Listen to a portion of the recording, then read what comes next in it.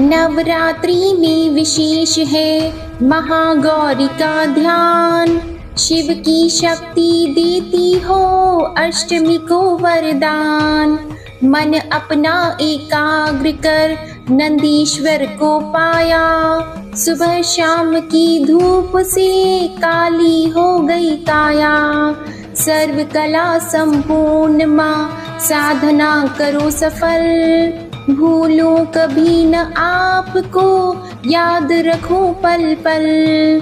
सर्व मंगल मांगल्ये शिवे सर्वार्थ साधिके। शरण्ये त्र्यंबके गौरी नारायणी नमोस्तुते। जय माता दी। ओम नमः शिवाय। प्रिय भक्त जनों, आज आषाढ़ गुप्त नवरात्रि की अष्टमी तिथि है और आज के दिन माँ बगलामुखी और माता महागौरी की पूजा अर्चना की जाती है।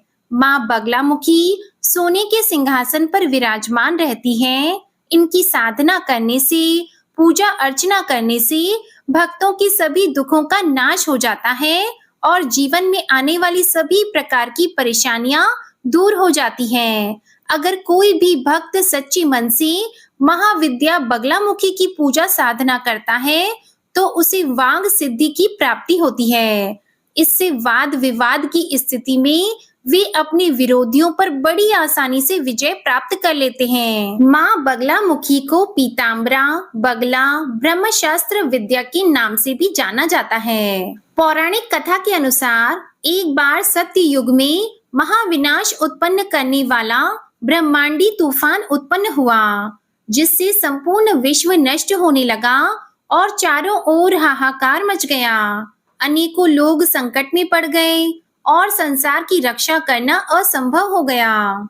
यह प्रचंड तूफान सब कुछ नष्ट भ्रष्ट करता हुआ आगे ही बढ़ता जा रहा था, जिसे देखकर स्वयं भगवान विष्णु भी चिंतित हो गए। इस समस्या का कोई हल ना पाकर वे भगवान शिव को स्मरण करने लगे। तब भगवान शिव ने प्रकट होकर उनसे कहा कि शक्ति के अलावा अन्य कोई भी इस विनाश को नहीं रोक सकता, इसलिए आप उनकी शरण में जाएं।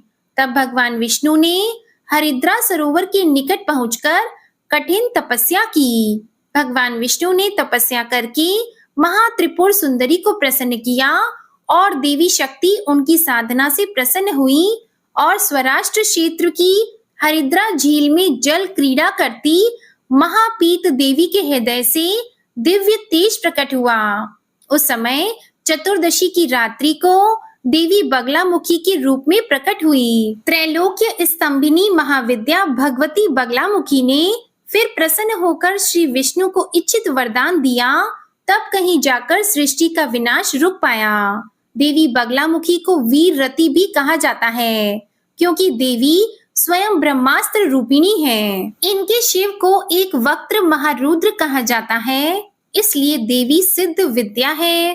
तांत्रिक इन्हें स्तंभन की देवी भी मानते हैं और गृहस्थ लोगों के लिए देवी बगलामुखी की पूजा समस्त प्रकार के संशय का, विघ्नों का शमन करने वाली है। प्रेम से बोलिए माँ बगलामुखी की जय। जय माँ दुर्गा। ओम नमः शिवाय। प्रिय भक्त जनों, अब आप सुनिए माता महागौरी की बड़ी ही दुर्लभ कथा। एक बार नारद जी के उकसाने पर सती भगवान शिव से जिद करने लगी कि उनके गले में जो मुंड की माला है उनका रहस्य क्या है। जब काफी समझाने पर भी वे नहीं मानी तो भगवान शिव ने राज खोल दिया। शिव जी ने पार्वती जी से कहा कि इस मुंड की माला में जितने भी मुंड यानी सिर हैं वे सभी आपके हैं। माता सती इस बात को सुनकर हैरान रह गई। माता सती ने भगवान शिव से पूछा, प्रभु भला ये कैसे संभव है कि सभी मुंड मेरे ही हैं? इस पर शिव जी बोले, यह आपका 108वां अवतार है। इससे पहले आप 107 बार जन्म लेकर शरीर को त्याग चुकी हैं और यह सभी मुंड पूर्व जन्मों की निशानी है। इस माला में अभी एक मुंड की कमी है, इसके बाद यह माला पूर्ण हो जाएगी। शिव जी की बात को सुनकर माता सती ने शिव से कहा, प्रभु मैं बार बार जन्म लेकर शरीर त्याग करती हूँ, लेकिन आप शरीर त्याग नहीं करते, ऐसा क्यों? तब शिवजी हंसते हुए बोले, मैं अमर कथा कहता हूँ, इसलिए मुझे शरीर का त्याग नहीं करना पड़ता। इस पर माता सती ने अमर कथा सुनने की इच्छा प्रकट की। प्रिय भक्तजनों, शिवजी जब माता सती को कथा सुनाने लगे तो उन्हें नींद आ गई और वह कथा सुन नहीं पाई। इसलिए उन्हें दक्ष के यज्ञ कुंड में कूदकर अपने शरीर का त्याग करना पड़ा। शिवजी ने सती के मुंड को भी माला में गूंथ दिया। इस प्रकार 108 मुंड की माला तैयार हो गई। सती का जन्म पार्वती जी के रूप में हुआ। इस जन्म में माता पार्वती को अमृतत्व प्राप्त हुआ। उन्हें शरीर का त्याग नहीं करना पड़ा। पौराणिक कथा के अनुसार माता महागौरी का जन्म हिमालय राज के घर हुआ था। कहा जाता है भगवान शिव जी अपनी पहली पत्नी देवी सती की मृत्यु के कारण गहरी तपस्या में ध्यान में चले गए थे। भगवान शिव ने अपने ध्यान से बाहर आने से जब इनकार कर दिया तो कई वर्षों तक सभी सांसारिक मामलों से वे दूर रहे। इसी बीच तारकासुर नामक एक राक्षस देवताओं को परेशान कर रहा था। देवताओं के अनुरोध पर देवी सती ने हिमालय की पुत्री माता शैलपुत्री के रूप में जन्म लिया। उन्हें माता पार्वती भी कहा जाता था। माता पार्वती ने भगवान शिव को पाने के लिए कठोर तपस्या की। उन्होंने सभी सांसारिक सुखों को भी त्याग दिया। चूंकि वह राजकुमारी थी, लेकिन उन्होंने राजकुमारी की तरह रहना स्वीकार नहीं किया और बिना अन्न जल ग्रहण किए उन्होंने शिवजी की घोर तपस्या की। कहा जाता है कि माता पार्वती की घोर तपस्या के कारण ही उन्हें माता ब्रह्मचारिणी के नाम से जाना जाने लगा। हजारों वर्ष बीत गए, लेकिन माँ पार्वती ने हार नहीं मानी। ठंड, बारिश और तूफान से लड़ते हुए उन्होंने कुछ भी खाने या पीने से इनकार कर दिया। इससे उनकी त्वचा काली पड़ गई और उनका शरीर भी धूल, मिट्टी, पत्ते आदि से ढक गया। इस गंभीर तपस्या के कारण माँ पार्वती ने अपनी सारी चमक खो दी और बेहद कमजोर हो गईं। अंत में लंबे समय के बाद भगवान शिव ने उनकी तपस्या पर ध्यान दिया। उन्हें उनकी भक्ति की परीक्षा भी ली और यह महसूस किया कि वह वास्तव में सती का ही रूप है। भगवान शिव माता पार्वती से विवाह करने के लिए तैयार हो गए। क्योंकि वह कमजोर हो चुकी थी और सभी प्रकार की गंदगी में ढकी हुई थी, तो भगवान शिव ने उन्हें शुद्ध बनाने का फैसला किया और उन्होंने अपने बालों से बहने वाली गंगा के पवित्र जल को माँ पार्वती पर गिरा दिया। इस पवित्र जल ने माता पार्वती के शरीर की सारी गंदगी धो डाली और उनकी खोई हुई चमक उन्हें वापस प्राप्त हुई। जैसे ही शुद्ध और पवित्र जल उन पर गिरा, उनकी त्वचा ने अपनी प्राचीन चमक वापस पा लिया और वे उत्कृष्ट चमकदार आभा में बदल गईं। उनका रंग चंद्रमा की चमक के समान उज्जवल हो गया, जिससे महादेव जी ने उनका नाम महागौरी रखा।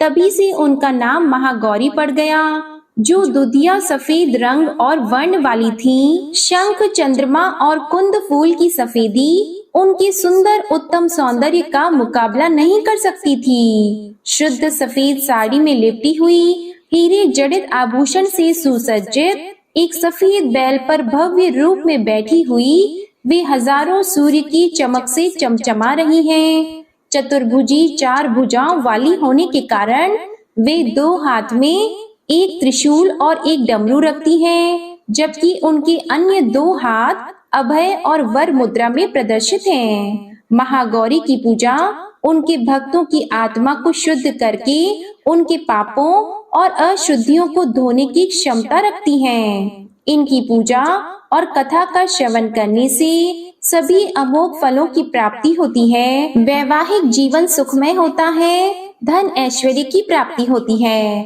तो एक बार प्रेम से बोलिए माता महागौरी की जय। ओम नमः शिवाय।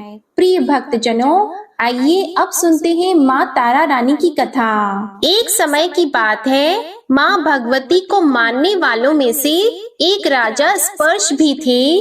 वो दिन रात उनकी पूजा अर्चना में लीन रहते थे। राजा को किसी चीज की कोई कमी नहीं थी, बस उन्हें बच्चे की ख्वाहिश थी। सालों से बच्चा नहीं होने के कारण राजा कुछ निराश रहा करते थे। एक दिन राजा की भक्ति से खुश होकर माँ भगवती ने सपने में आकर उसे 2 बेटी होने का वरदान दिया। आशीर्वाद मिलने के कुछ समय बाद राजा के घर एक बेटी पैदा हुई। बेटी पैदा होने की खुशी में राजा ने सबको दावत दी और बेटी की कुंडली बनवाने के लिए पंडितों को बुलवाया। सबने राजा से एक ही बात कही कि यह साक्षात देवी का रूप है। जहाँ भी इसके कदम पड़ेंगे वहाँ खुशियाँ ही खुशियाँ होंगी। यह भगवती देवी की भक्त होगी। इतना सब कहकर पंडितों ने लड़की का नाम तारा रख दिया। कुछ समय के बाद मंगलवार के दिन राजा के घर एक और बेटी पैदा हुई। ज्योतिषियों ने उसकी भी कुंडली बनाई और उदास हो गए। राजा ने जब उनकी उदासी का कारण पूछा तो ज्योतिषियों ने बताया कि ये लड़की आपके जीवन में खूब सारा दुख लेकर आएगी। राजा ने ज्योतिषों से पूछा कि आखिर मैंने ऐसे कौन से खराब कर्म किए थे कि इसने मेरे घर जन्म लिया है। ज्योतिषियों ने बताया कि आपकी दोनों बेटियां राजा इंद्र की अप्सराएं हुआ करती थी। इनमें से बड़ी बहन का नाम तारा और छोटी का नाम रुकमन था। एक दिन ये दोनों मिलकर धरती की सैर करने के लिए गईं। दोनों ने ही वहां पहुंचकर एकादशी के दिन का व्रत रखा। तारा ने अपनी छोटी बहन से कहा कि आज एकादशी का व्रत है, इसलिए बाजार जाकर कुछ ताजे फल ले आओ, लेकिन वहाँ कुछ मत खाना। रुकमन बाजार फल लेने के लिए चली गई। वहाँ उसे मछली के पकौड़े दिखे। उसने झट से उन्हें खा लिया और अपनी दीदी के लिए कुछ फल ले लिए। रुकमन से तारा ने पूछा कि तुम अपने लिए फल क्यों नहीं लाई? तो उसने जवाब दिया कि वो मछली के पकौड़े खाकर आई है। तारा ने गुस्से में कहा कि तुम पापिन हो, एकादशी के दिन तुमने मछली खा ली। ऐसे खराब कर्म के लिए मैं तुम्हें छिपकली बनने का श्राप देती हूँ। अब उसी जंगल में तारा की बहन छिपकली बनकर रहने लगी। वहाँ एक जाने माने ऋषि गुरु गोरख भी अपने कुछ शिष्यों के साथ रहते थे। उनके शिष्यों में से एक बहुत ही घमंडी था। अपने घमंड के चलते वो शिष्य कमंडलों में पानी भरकर एकांत में बैठकर तपस्या करने लगा।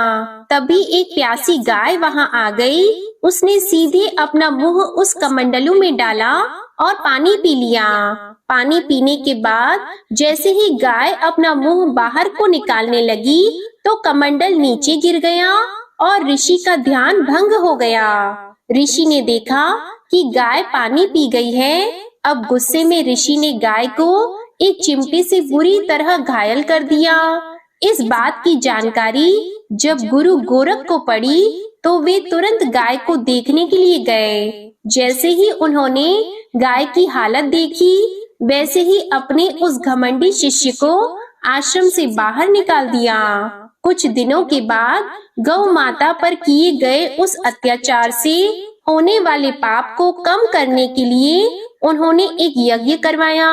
इस यज्ञ के बारे में गाय को चिमटे से मारने वाले घमंडी शिष्य को भी पता चला। वो सीधे पक्षी का रूप धारण करके यज्ञ स्थल पर गया और भोजन में अपनी चोंच से मरा हुआ सांप डाल दिया। किसी को इस बात की खबर नहीं हुई। यह सब होते हुए तारा से श्राप मिलने वाली छिपकली रुकमन देख रही थी। उसके मन में हुआ कि इसे खाकर सारे लोग मर जाएंगे। सबकी जान बचाने के लिए छिपकली बनी रुकमन सभी लोगों के सामने भोजन पर गिर गई। लोगों ने छिपकली को खूब कोसा और बर्तन को खाली करने लगे। उसी वक्त भंडारा करने वालों को खाने में मरा हुआ सांप भी दिखा। तब कहीं जाकर सबको समझ आया कि छिपकली सबकी जान बचाने के लिए जानबूझकर भोजन में गिरी थी। एक छिपकली होने के बावजूद भी इतने अच्छे विचार होने की वजह से यज्ञ में मौजूद सारे महत्वपूर्ण लोगों ने कहा कि हमें इस छिपकली की मुक्ति के लिए प्रार्थना करनी चाहिए। पंडित ने आगे बताया कि सबकी प्रार्थना से ही वो छिपकली तीसरे जन्म में आप जैसे प्रतापी राजा के घर बेटी के रूप में पैदा हुई है। वहीं तारा ने दूसरा जन्म तारामती के रूप में लिया और अयोध्या के राजा हरिश्चंद्र से शादी की। इतनी सब बातें कहने के बाद पंडितों ने राजा स्पर्श को रुकमन को मारने की सलाह दी। इस बात पर राजा बोले, मैं किसी बेटी को कैसे मार सकता हूँ? ऐसा करना पाप होगा। फिर ज्योतिषियों ने कहा कि एक संदूक में सोना चांदी लगवाकर उसके अंदर लड़की को रख देना और संदूक को पानी में बहा देना। उसमें लगा हुआ सोना चांदी देखकर लोग नदी से संदूक जरूर निकालेंगे और लड़की की जान बच जाएगी। राजा ने ज्योतिषों के बताए अनुसार वैसा ही किया। नदी में सोना चांदी जड़ा हुआ संदूक देखकर काशी के पास ही एक भील ने उसे बाहर निकाल लिया। उसके कोई बच्चे नहीं थे, इसलिए उसने संदूक के अंदर की लड़की को पालने का फैसला लिया। उस भील और उसकी पत्नी ने खूब प्यार से उसे पाला और रुक को उसका नाम रख दिया। बड़ी होते ही दोनों ने रुक्को की शादी करवा दी। रुक्को की सासू माँ तारामती और राजा हरिश्चंद्र के महल में साफ सफाई करने का काम किया करती थी। कुछ दिनों के बाद रुक्को की सासू माँ बीमार हो गई।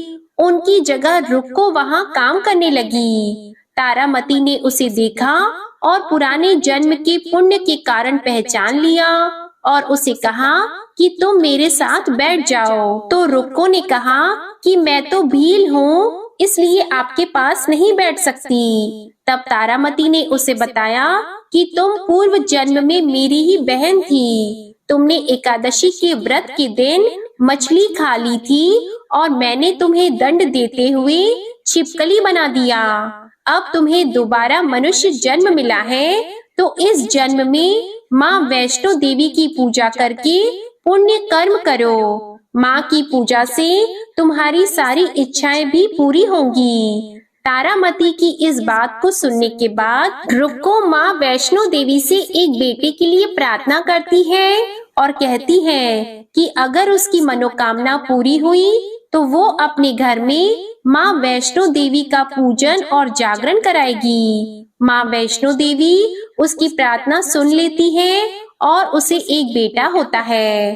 पुत्र की प्राप्ति के बाद रुक्को उसकी देखभाल और लाड दुलार में माँ वैष्णो देवी की पूजा करना भूल जाती है। ऐसा होते होते 5 साल बीत गए और फिर एक दिन उस बच्चे को चेचक यानी माता निकल आती है। बच्चे की ऐसी स्थिति देखकर परेशान रुक्को अपने पिछले जन्म की बहन तारामती के घर जाकर उन्हें इस समस्या के बारे में बताती है।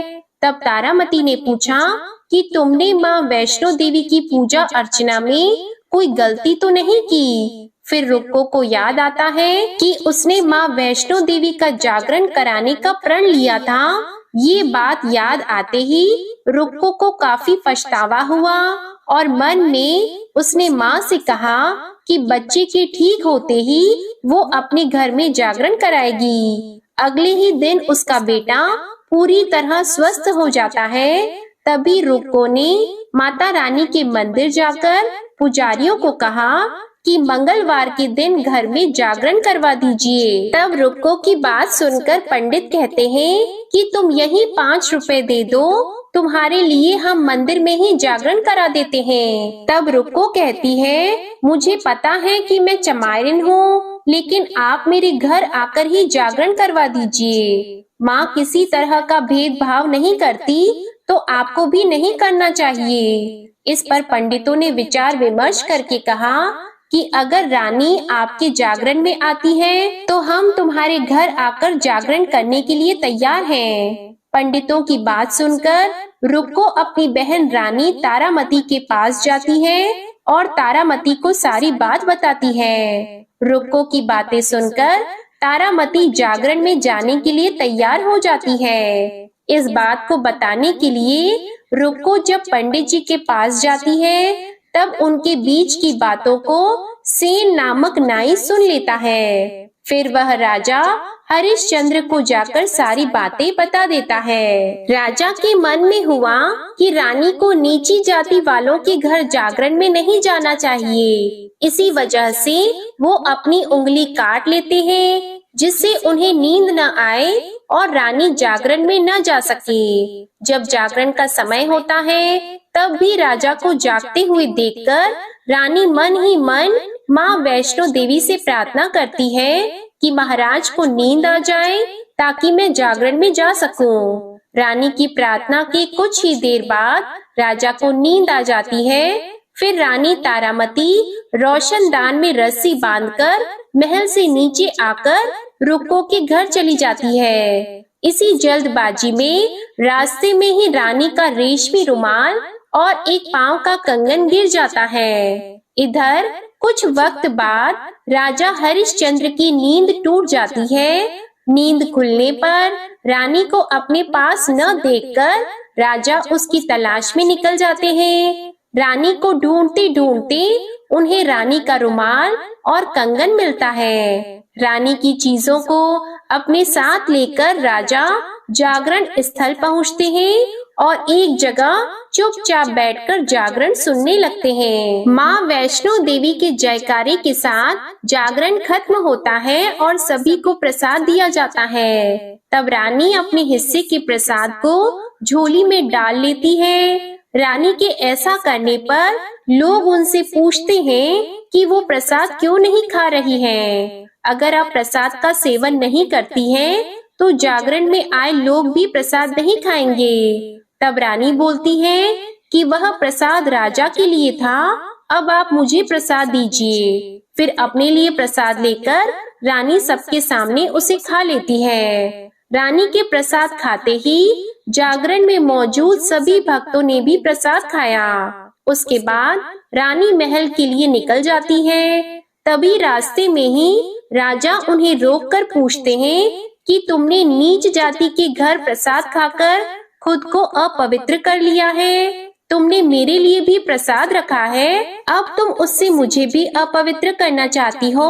अब मैं तुम्हें अपने महल नहीं लेकर जा सकता। यह बोलते हुए जब राजा रानी की झोली को देखता है, तब उन्हें प्रसाद की जगह गुलाब, चंपा जैसे अनेक फूल और कच्चे चावल और सुपारियां नजर आती हैं। इस चमत्कार को देखकर राजा हैरान हो जाते हैं। फिर राजा चुपचाप रानी को अपने साथ लेकर महल पहुंचते हैं।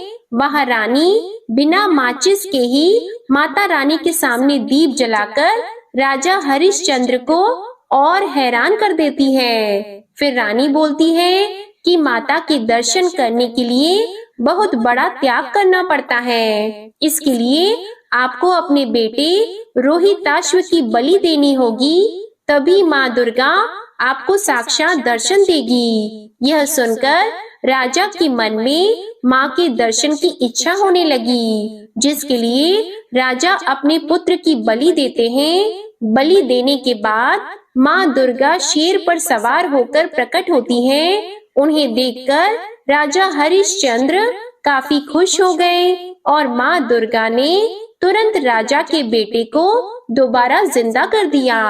इस चमत्कार को देखकर राजा हरिश्चंद्र खुश हो गए और तभी राजा ने माँ की पूरी विधि से पूजा करके उनसे अपनी गलतियों की माफी मांगी। माँ दुर्गा ने भी राजा को खुश रहने का आशीर्वाद दिया और अंतर ध्यान हो गई। तब राजा ने तारा रानी से कहा कि मैं बहुत खुश हूँ कि मुझे पत्नी के रूप में आप मिली है। फिर राजा हरिश्चंद्र, तारा रानी और रुक्मन तीनों अपनी मनुष्य योनि से छुटकारा पाकर देवलोक में चले जाते हैं। प्रेम से बोलिए माता रानी की जय। जय अम्बे माँ। ओम नमः शिवाय। प्रिय भक्त जनों, अब सुनते हैं दुर्गा सप्तशती का अध्याय 9। इस अध्याय में निशुंभ वध का वर्णन। राजा ने कहा, हे ऋषिराज, आपने रक्त बीज के वध से संबंध रखने वाला वृतांत मुझे सुनाया। अब मैं रक्त बीज के मरने के पश्चात क्रोध में भरे हुए शुंभ और निशुंभ ने जो कर्म किया वह सुनना चाहता हूँ। महर्षि मेधा ने कहा, रक्त बीज के मारे जाने पर शुंभ और निशुंभ को बड़ा क्रोध आया और अपनी बहुत बड़ी सेना का इस प्रकार सर्वनाश होते देखकर निशुंभ देवी पर आक्रमण करने के लिए दौड़ा। उसके साथ बहुत से बड़े बड़े असुर देवी को मारने के लिए दौड़े और महापराक्रमी शुंभ अपनी सेना सहित चंडिका को मारने के लिए बढ़ा। फिर शुंभ और निशुंभ का देवी से घोर युद्ध होने लगा और वह दोनों असुर इस प्रकार देवी पर बाण फेंकने लगे जैसे मेघों से वर्षा हो रही हो। उन दोनों के चलाए हुए बाणों को देवी ने अपने बाणों से काट डाला और अपने शस्त्रों की वर्षा से उन दोनों दैत्यों को चोट पहुंचाई। निशुंभ ने तीक्ष्ण तलवार और चमकती हुई ढाल लेकर देवी के सिंह पर आक्रमण किया। अपने वाहन को चोट पहुंची देखकर देवी ने अपने शुक्र नामक बाण से निशुंभ की तलवार और ढाल दोनों को ही काट डाला। तलवार और ढाल कट जाने पर निशुंभ ने देवी पर शक्ति से प्रहार किया। देवी ने अपने चक्र से उसके 2 टुकड़े कर दिए। फिर क्या था, दैत्य मारे क्रोध के जल भुन गया और उसने देवी को मारने के लिए उसकी ओर शूल फेंका, किंतु देवी ने अपने मुक्के से उसको चूर चूर कर डाला। फिर उसने देवी पर गदा से प्रहार किया। देवी ने त्रिशूल से गदा को भस्म कर डाला। इसके पश्चात वह फरसा हाथ में लेकर देवी की ओर लपका। देवी ने अपने तीखे बाणों से उसे धरती पर सुला दिया। अपने पराक्रमी भाई निशुंभ के इस प्रकार से मरने पर शुंभ क्रोध में भरकर देवी को मारने के लिए दौड़ा। वह रथ में बैठा हुआ उत्तम आयुधों से सुशोभित अपनी 8 बड़ी बड़ी भुजाओं से सारे आकाश को ढके हुए था। शुंभ को आते देखकर देवी ने अपना शंख बजाया और धनुष की टंकोर का भी अत्यंत दुस्सह शब्द किया। साथ ही अपने घंटे के शब्द से, जो कि संपूर्ण दैत्य सेना के तेज को नष्ट करने वाला था, संपूर्ण दिशाओं में व्याप्त कर दिया। इसके पश्चात देवी के सिंह ने भी अपनी दहाड़ से, जिसे सुन बड़े बड़े बलवानों का मद चूर चूर हो जाता था, आकाश, पृथ्वी और 10 दिशाओं को पूरित कर दिया।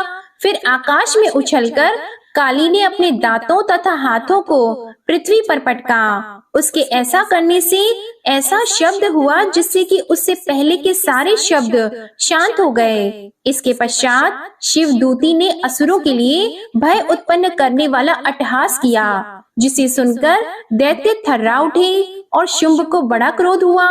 फिर अंबिका ने उसे, अरे दुष्ट, खड़ा रह कहा तो आकाश से सभी देवता जय हो बोल उठे। शुंभ ने वहां आकर ज्वालाओं से युक्त एक अत्यंत भयंकर शक्ति छोड़ी, जिसे आते देखकर देवी ने अपनी महोल्का नामक शक्ति से काट डाला। हे राजन, फिर शुंभ के सिंहनाद से तीनों लोक व्याप्त हो गए और उसकी प्रतिध्वनि से ऐसा घोर शब्द हुआ जिसने इससे पहले के सब शब्दों को जीत लिया। शुंभ के छोड़े बाणों को देवी ने और देवी के छोड़े बाणों को शुंभ ने अपने बाणों से काटकर सैकड़ों और हजारों टुकड़ों में परिवर्तित कर दिया। इसके पश्चात जब चंडिका ने क्रोध में भरकर शुंभ को त्रिशूल से मारा तो वह मूर्छित होकर पृथ्वी पर गिर पड़ा। जब उसकी मूर्छा दूर हुई तो वह धनुष लेकर आया और अपने बाणों से उसने देवी काली तथा सिंह को घायल कर दिया। फिर उस राक्षस ने 10,000 भुजाएं धारण करके चक्र आदि आयुधों से देवी को आच्छादित कर दिया। तब भगवती दुर्गा ने कुपित होकर अपने बाणों से उन चक्रों तथा बाणों को काट डाला। यह देखकर निशुंभ हाथ में गदा लेकर चंडिका को मारने के लिए दौड़ा। उसके आते ही देवी ने तीक्ष्ण धार वाले खड्ग से उसकी गदा को काट डाला। उसने फिर त्रिशूल हाथ में ले लिया। देवताओं को दुखी करने वाले निशुंभ त्रिशूल हाथ में लिए हुए आता देखकर चंडिका ने अपने शूल से उसकी छाती पर प्रहार किया और उसकी छाती को चीर डाला। शूल विदीर्ण हो जाने पर उसकी छाती में से एक उसके जैसा ही महापराक्रमी दैत्य ठहर जा कहता हुआ निकला। उसको देखकर देवी ने बड़े जोर से ठहाका लगाया। अभी वह निकलने भी न पाया था कि उसका सिर अपनी तलवार से काट डाला। सिर के कटने के साथ ही वह पृथ्वी पर गिर पड़ा। फिर सिंह दहाड़ दहाड़ कर असुरों का भक्षण करने लगा और काली शिवदूती भी राक्षसों का रक्त पीने लगी। कौमारी की शक्ति से कितने ही महादैत्य नष्ट हो गए। ब्रह्मा जी के कमंडल के जल से कितने ही असुर समाप्त हो गए। कई दैत्य माहेश्वरी के त्रिशूल से विदीर्ण होकर पृथ्वी पर गिर पड़े और वाराही के प्रहारों से छिन्न भिन्न होकर धराशायी हो गए। वैष्णवी ने भी अपने चक्र से बड़े बड़े महापराक्रमियों का कचमूर निकालकर उन्हें यमलोक भेज दिया और ऐन्द्री से कितने ही महाबली राक्षस टुकड़े टुकड़े हो गए। कई दैत्य मारे गए, कई भाग गए, कितने ही काली शिवदूती और सिंह ने भक्षण कर लिए। अध्याय 9 समाप्त। अध्याय 10 प्रारंभ। इस अध्याय में शुंभ वध का वर्णन। महर्षि मेधा ने कहा, हे राजन, अपने प्यारे भाई को मरा हुआ तथा सेना को नष्ट हुआ देखकर क्रोध में भरकर दैत्यराज शुंभ कहने लगा, दुष्ट दुर्गे, तू अहंकार से गर्व मत कर, क्योंकि तू दूसरों के बल पर लड़ रही है। तब देवी ने कहा, हे दुष्ट, देख, मैं तो अकेली ही हूँ। इस संसार में मेरे सिवा दूसरा कौन है? यह सब मेरी शक्तियाँ हैं। देख, यह सब की सब मुझ में प्रविष्ट हो रही हैं। इसके पश्चात ब्राह्मणी आदि सब देवियाँ उस देवी के शरीर में लीन हो गईं और देवी अकेली रह गईं। तब देवी ने कहा, मैं अपनी ऐश्वर्य शक्ति से अनेक रूपों में यहाँ उपस्थित हुई थी। उन सब रूपों को मैंने समेट लिया है। अब अकेली ही यहाँ खड़ी हूँ, तुम भी यहीं ठहरो। महर्षि मेधा ने कहा। तब देवताओं तथा राक्षसों के देखते देखते देवी तथा शुंभ में भयंकर युद्ध होने लगा। अंबिका देवी ने सैकड़ों अस्त्र शस्त्र छोड़े। उधर दैत्यराज ने भी भयंकर अस्त्रों का प्रहार आरंभ कर दिया। देवी के छोड़े हुए सैकड़ों अस्त्रों को दैत्य ने अपने अस्त्रों के द्वारा काट डाला। इसी प्रकार शुंभ ने जो अस्त्र छोड़े उनको देवी ने अपनी भयंकर हुंकार के द्वारा ही काट डाला। दैत्य ने जब सैकड़ों बाण छोड़कर देवी को ढक दिया तो क्रोध में भरकर देवी ने अपने बाणों से उसका धनुष नष्ट कर डाला। धनुष कट जाने पर दैत्येंद्र ने शक्ति चलाई, लेकिन देवी ने उसे भी काटकर फेंक दिया। फिर दैत्येंद्र चमकती हुई ढाल लेकर देवी की ओर दौड़ा, किंतु जब वह देवी के समीप पहुंचा तो देवी ने अपने तीक्ष्ण बाणों से उसकी चमकने वाली ढाल को भी काट डाला। फिर दैत्येंद्र का घोड़ा मर गया, रथ टूट गया, सारथी मारा गया। तब वह भयंकर मुदगर लेकर देवी पर आक्रमण करने के लिए चला, किंतु देवी ने अपने तीक्ष्ण बाणों से उसके मुदगर को भी काट दिया। इस पर दैत्य ने क्रोध में भरकर देवी की छाती में बड़े जोर से एक मुक्का मारा। दैत्य ने जब देवी को मुक्का मारा तो देवी ने भी उसकी छाती में जोर से एक थप्पड़ मारा। उस थप्पड़ को खाकर पहले तो दैत्य पृथ्वी पर गिर पड़ा, किंतु तुरंत ही वह उठ खड़ा हुआ। फिर वह देवी को पकड़कर आकाश की ओर उछला और वहां जाकर दोनों में युद्ध होने लगा। वह युद्ध ऋषियों और देवताओं को आश्चर्य में डालने वाला था। देवी आकाश में दैत्य के साथ बहुत देर तक युद्ध करती रही। फिर देवी ने उसे आकाश में घुमाकर पृथ्वी पर गिरा दिया। दुष्ट आत्मा दैत्य पुनः उठकर देवी को मारने के लिए दौड़ा।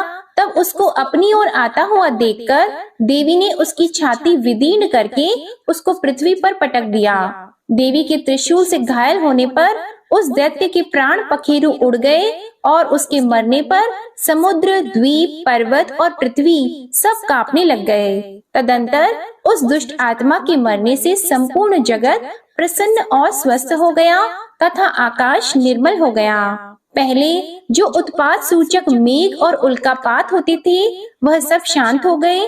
उसके मारे जाने पर नदियां अपने ठीक मार्ग से बहने लगीं। संपूर्ण देवताओं का हृदय हर्ष से भर गया और गंधर्वियां सुंदर गान गाने लगी। गंधर्व बाजे बजाने लगी और अप्सराएं नाचने लगी। पवित्र वायु बहने लगी। सूर्य की कांति स्वच्छ हो गई। यज्ञशालाओं की बुझी हुई अग्नि अपने आप प्रज्वलित हो उठी और चारों दिशाओं में शांति फैल गई। अध्याय 10 समाप्त हुआ। जय माँ भगवती। ओम नमः शिवाय। आपको आज की कथा पसंद आई हो तो वीडियो को लाइक कीजिएगा, शेयर कीजिएगा, चैनल को सब्सक्राइब कीजिएगा और कमेंट में माँ दुर्गा की जय जरूर लिखिएगा। जय माता दी।